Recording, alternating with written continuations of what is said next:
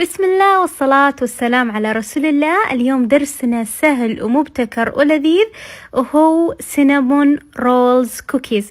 لذيذ جدا ويحاكي السينامون رولز أو السينابون، مرة لذيذ ومقاديره بسيطة وموجودة عندنا. هذه المقادير كلها جهزتها قدامي وكلها بحرارة الغرفة، ما عدا الزبدة ذوبتها عشان أسوي الحشوة.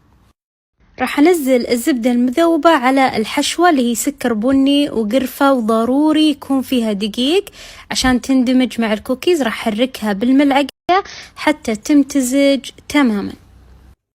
هذا شكل الحشوة بعد ما خلطتها كويس، طلع قوامها كأنه قوام كريمي. راح أتركها على جنب وأبدأ بصنع الكوكيز اللذيذ. بالخلاط باستخدام مضرب البادل راح أنزل الزبدة اللي بحرارة الغرفة مع كمية السكر الأبيض والسكر البودرة اللي هو أحد أسرار هذه الوصفة اللذيذة. باستخدام مضرب البادل راح نخلط هذا المزيج حتى يعطينا قوام كريمي ولذيذ.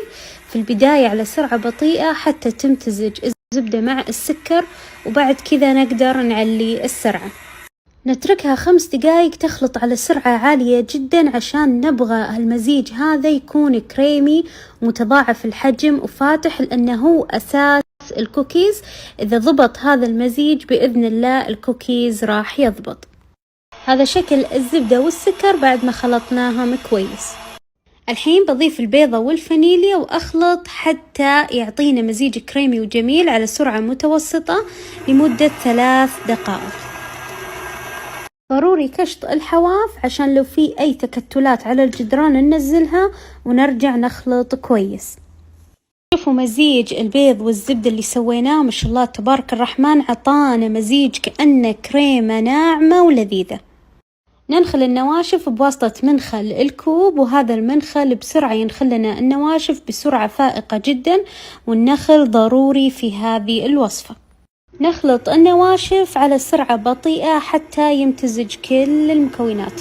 ضروري نوقف الخلط مباشرة بعد اختفاء الدقيق، لأن الخلط الطويل للدقيق راح يكون لنا الجلوتين، والجلوتين غير مرغوب نهائيا في صنع الكوكيز. ما شاء الله شوفوا قوام العجينة كيف لين وجميل وناصع اللون، وبنفس الوقت ما يلزق على اليد نهائيا. أحط العجينة على ورق الزبدة وأنزل فوقه أيضا ورقة زبدة أخرى، وأبدأ أفردها بواسطة الفرادة بهالشكل. أول شيء لازم أسويها حتى تعطيني شكل مسطح، ولازم بعدين أفردها كويس على شكل مستطيل بامتداد ورق الزبدة. قد ما تقدرون حاولوا أن الفرد يكون متساوي بجميع النواحي عشان يعطينا كوكيز جميل. بعد ما فردناها بالتساوي الحين بشيل ورق الزبدة. إذا كانت العجينة تلصق معاكم عادي حطوها بالثلاجة، ولكن أنا العجينة عندي حلوة ومتماسكة وجميلة وغير لاصقة. بجيب مقادير الحشوة السحرية اللي سويناها في البداية وخليناها على جنب، وأفردها على كامل العجينة بهالشكل حتى تغطي لي جميع المناطق. راح تعطينا لذة مو طبيعية وشي خرافي. قد ما تقدرون حاولوا ترصونها بقوة على العجينة عشان تكون جزء من العجينة، وإذا جينا نلفها تكون لاصقة كويس بالعجينة ولا تطلع من الجوانب. نلفها بالراحة بهالشكل. العجينة لينة وجميلة ومتماسكة، راح تنلف معاكم بسهولة. بهالشكل راح ألفها حتى أخلص كامل العجينة وتكون بوسطها الحشوة، وهي جزء من العجينة لأن فيها دقيق، عشان كذا راح تستوي مع بعض وتعطينا كوكيز لذيذ جدا. حاولوا تلفونها بالراحة بشوي شوي من جميع الجهات. راح ألفها بهالشكل قدامكم، شيء خرافي وجميل ولذيذ. أهم خطوة راح أقفل نهاية العجينة. هذه خطوة مهمة عشان ما ويخرب الكوكيز. حاولوا تلصقونها قد ما تقدرون. ألفها كويس بورق الزبدة بحيث أغطيها كاملة بهالشكل بشكل حلزوني، وبعدين راح أدخلها للثلاجة على الأقل 3 ساعات. أبغى العجينة تتماسك جدا وتكون قاسية عشان يسهل علينا تقطيعها. بعد مرور 3 ساعات على العجينة في الثلاجة شوفوا معي كيف صارت متماسكة جدا وقاسية، وأقدر أتعامل معاها بكل سهولة وبكل بساطة. بواسطة سكينة حادة جدا أبدأ أقطع حبات الكوكيز بسماكة حتى 2 سنتي تقريبا أو 1 إنش. بهالشكل راح نقطع بالراحة وبشوي شوي. مع برودة العجينة راح يسهل علينا جدا التقطيع، وتكون الحبات بنفس السماكة عشان تنخبز بشكل متساوي.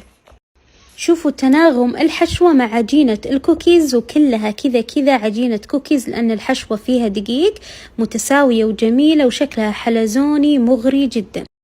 على طول راح نحطها على الحصيرة الاحترافية المانعة للالتصاق المصنوعة من الألياف الخاصة اللي تدخل الفرن. راح نوزعها بهالشكل، نحاول نترك مسافة بسيطة بين كل كوكيزة والثانية لأنها راح تتمدد بحرارة الفرن. شوفوا معي المنظر الجميل والخرافي واللذيذ. راح أدخلها في فرن مسبق التسخين على الرف الوسطي على درجة 175 مئوية. واستوى معنا الكوكيز بعد مرور 10 دقائق إلين 12 دقيقة. ما شاء الله تبارك الرحمن. شوفوا الجمال الخرافي، شوفوا الشكل الجميل والجذاب اللي يعطينا إيحاء مباشرة أن هذا الكوكيز بنكهة القرفة، لأننا حاكينا شكل السينابون اللي يتسوى بواسطة الفرن والعجينة، ولكن بعجينة الكوكيز اللذيذة. دمجنا الحشوة مع العجينة بشكل مبتكر ولذيذ. ولا أحكي لكم على التحميرة الاحترافية بواسطة الحصيرة، مستحيل يحترق معاك شيء بإذن الله مع هالحصيرة. خليت الكوكيز دقيقتين والآن راح أشيله مباشرة على شبكة تبريد لأني ما أبغاه ينطبخ أو يتحمر أكثر من كذا. مباشرة أحطه على شبكة تبريد. راح أزين الكوكيز بخطوط كريمة التشيز الاحترافية واللذيذة عشان فعلا يعطينا الطعم الخرافي حق السينابون. وهنا بزين السينابون بشكل حلزوني بواسطة كريمة التشيز عشان تكون أيضا حلزونية فوق الحشوة اللذيذة. مرة الشكل خرافي. وبكذا اكتملت دورة كوكيز القرفة أو ما يسمى بالسينامون رولز. لذيذ جدا والريحة خيالية منتشرة بكل البيت، والطعم شيء ولا بالخيال. اللي جربه على طول انهبل عليه، والتكنيك بسيط وجميل وسريع ولا ياخذ أي وقت. وضروري انكم تجربونه، ويسعدني جدا اني اشوف تطبيقاتكم على هذه الدورة، وأتمنى مجلسكم الخاص أو تبدون فيها هواياتكم اللذيذ. الساعة اليوم راح هو دورة